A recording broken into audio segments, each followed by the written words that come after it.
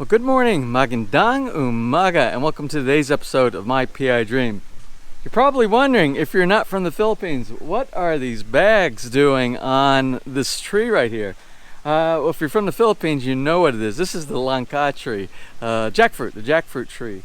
And the bags are actually protecting the fruit, the langka or the jackfruit itself. You do that so that you keep the insects off of it so it doesn't get infested, and you get a nice fruit, nice jackfruit. And they're actually starting to get pretty big, and they'll probably be ready in about a month. So hopefully we'll be able to report back on that in about a month to show you the jackfruit that we're going to get from that. Now today's episode is not about jackfruit. It's not about anything here in the backyard of Villa Feliz. Today's an update on our Canadian neighbors across the street. There has been a lot of activity. Well, we're not going to talk about it here in the intro. We're going to actually go over there right now and see what's going on at our Canadian neighbors build directly across the street. So without further delay, let's get today's video underway.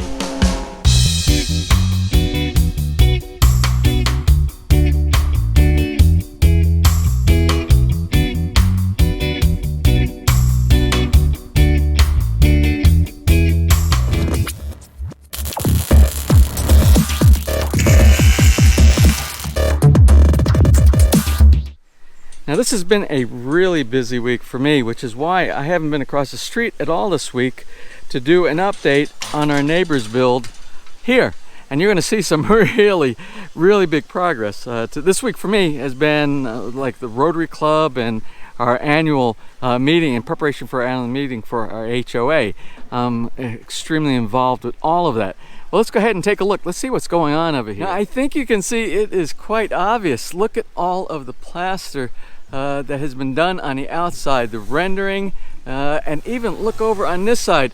And that is going to be surprising when you hear what they're actually using here. I just spoke with the contractor, and he's doing something that's actually newer technology than what most people do in the Philippines.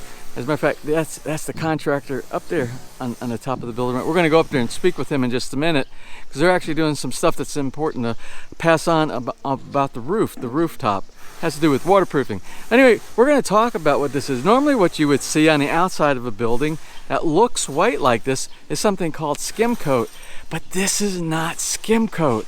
And again, we're going to talk about what method that they're using and materials that they're using to make sure that the house is waterproof and it doesn't have cracks and does all the thing for sealing everything properly. Very exciting stuff going on here. Well, let's walk up on the roof real quick and see what the contractor is doing, as well as some of the waterproofing that they're doing on the roof.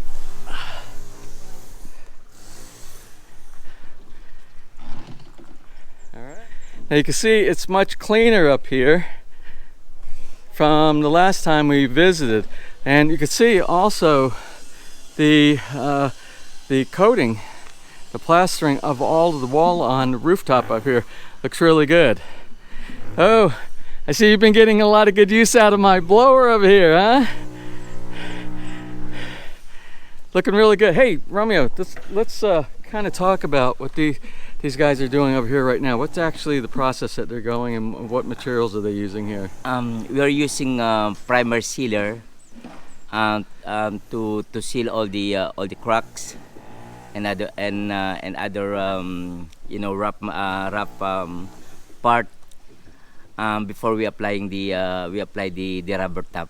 And it's going to be a rubber top. And what's the product that you're using? It's going to be a rubber coating on the top. One coat after dry, we can immediately put the second coat.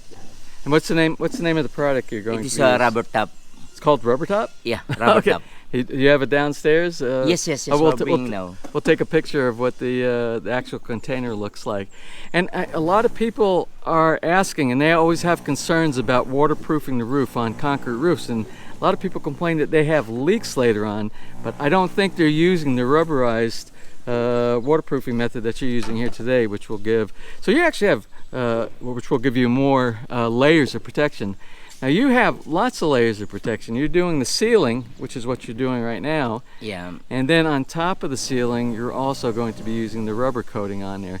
So I don't think they're going to have any issues here when it comes to any leaks inside this house? There's no leak here, especially in the corner. Yeah. Because I see the corner. I see the corners. They're all the corners here and it's all have an extra concrete. layer. Yeah, they're all a sealant that's inside there. And we have an upstand here, right? Yeah. So there's no any leak. Okay. And we talked about this earlier. All of your downspout, you have a lot of downspout drains inside here. Yes, actually here we have 8. You have 8. You have 8. Yeah. We have that 8. goes across there. So you have plenty of downspouts. Of course, there's going to be a lot of water that comes down here during something like a monsoon, but you have 8. And we talked also, one of the other protection to make sure that they don't get clogged, you're going to put like a grill or some type of a filter on the top of it, so it doesn't allow any debris from maybe like all of the trees over here to clog these things up as well. And I also see you have pedestals. Yeah, that's for the air conditioning. The pedestals, you see the pedestals for each one of the air conditioning units, so it's above. And one last method, if they ever got too much water up here, you see the decorative V in the front for Casa V is the name of the home here. The water will always be able to go, so it will never ever be able to go to a level, even if all of the downspout drains were clogged up, it would still have an avenue for the water to be able to get off. All right, well, we're real lucky. They brought up the rubber top sealer here, and what they do is they use one of these containers right here, one container of this to a 1.25 gallons, so 1 1.25 gallons of water, and this is kind of what he's doing over here right now. This is 2.5 gallons now. And this is 2, so he'll be doing 2.5 gallons. And this mixes in, it looks like a milky solution inside here. And what they're going to do is they're going to apply it, probably with a roller. You do the roller just like it? With the roller. With the roller. So they'll be applying that with the roller. And what this is going to do, this is actually a sealer. This is not the final rubber coating that's going on. When he gets the rubber coat, we'll come back and we'll take a look at that as well.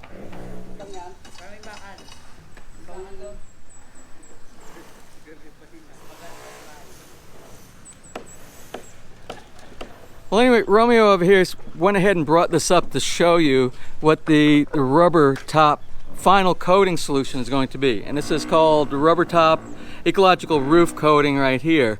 And it looks just like this, and it's actually much thicker than the sealant solution that they have over there. And this will provide a rubber top coating over the entire surface right here that should give many years of waterproofing to this rooftop.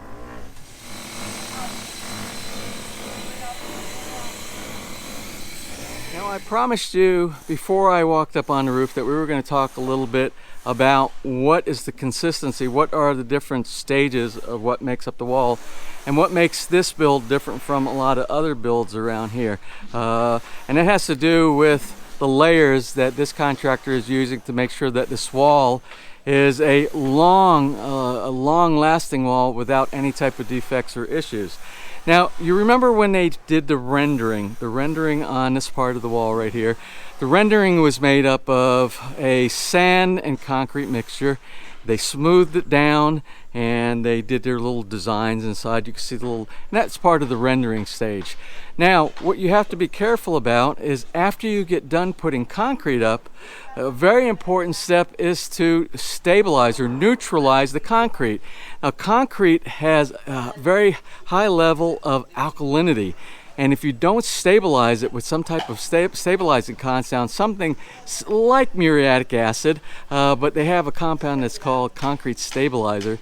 And what it does, it takes the alkalinity inside there by using the compound with something like acid, muriatic acid, and it stabilizes.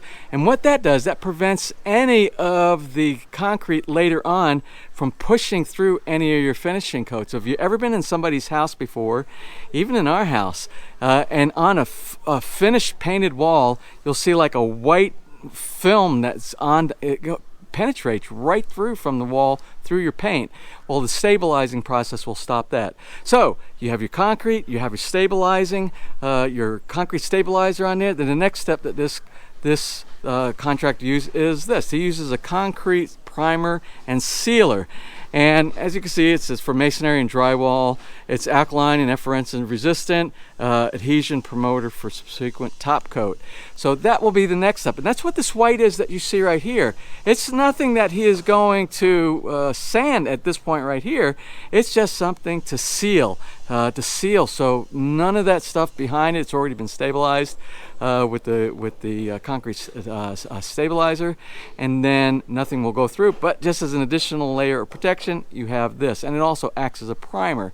Then on top of this coat, what he is going to use is a concrete putty. It's similar to the skim coat that other companies use around here, other contractors use, but it's a little bit stronger, and it gives a little bit better protection than plain skim coat. I think it's less resistant, or more resistant to cracking, that you'll find in a lot of skim coat type of applications. It's even obvious over at our house where we have cracking on ours. So they will do that. They will put the concrete putty on there. Now the concrete putty will be sanded. That will be for the final coat that will happen before you start doing any type of a painting. Now the contractor right there, he did tell me that it's a little bit more labor intensive to do the sanding of the concrete putty, but it gives a better and a harder finish on the outside of your house. So then the next step after that is going to be doing a primer coat of paint, and then over the primer coat of paint, then you're going to have your final coat of paint, whatever your choice of color is on your house. So there's so many layers, but if you want your house to last a very, very long time without any reapplication and fixing cracks and things like that, this is the process that this contractor uses. Well, V's garden is growing on the outside. This almost looks like a plant nursery here.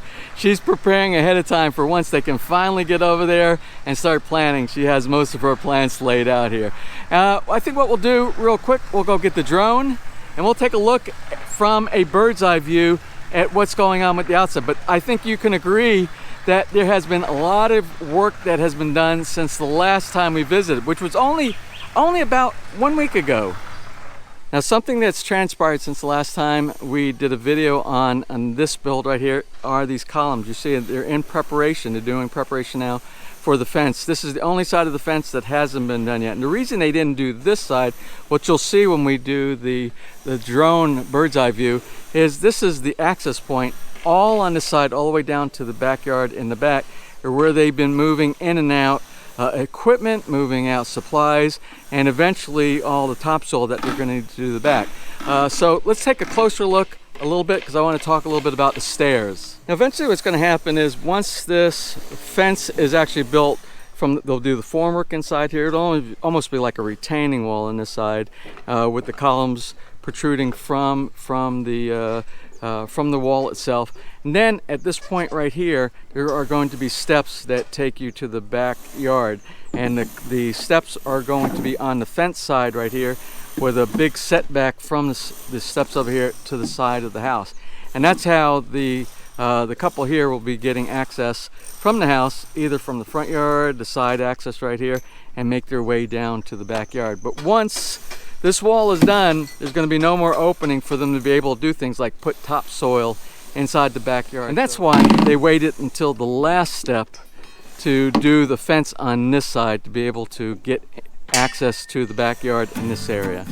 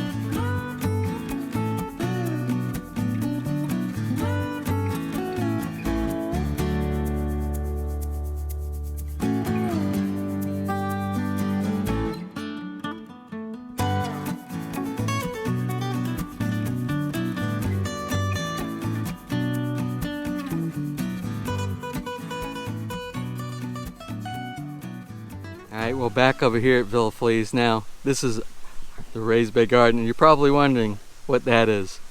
Well, that's going to be the subject for one of our upcoming episodes here. Maybe you can guess what it is right now.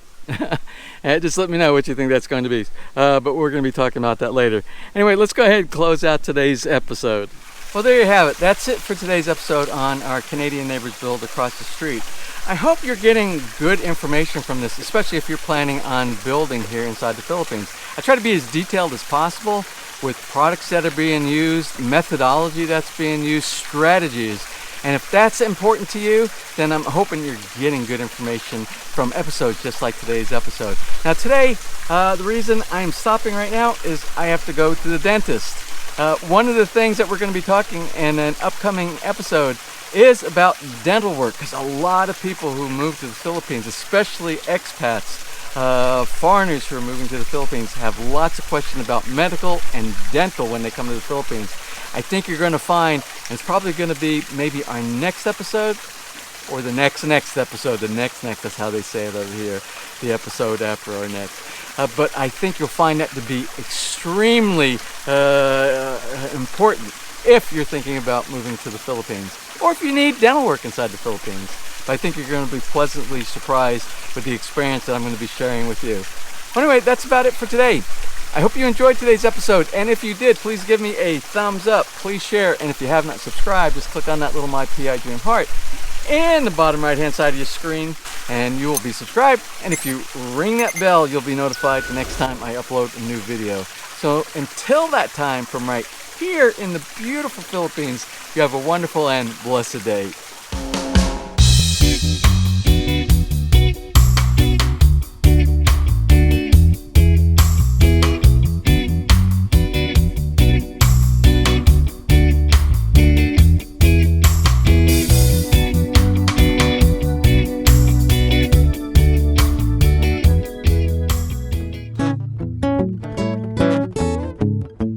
If you enjoyed today's episode and you would like to see more just like these, just click on one of the helpful links over to your right, and you might be able to pick up on some good information on DIY projects, how to, or if you are interested in moving to the Philippines and building, you'll find answers there as well.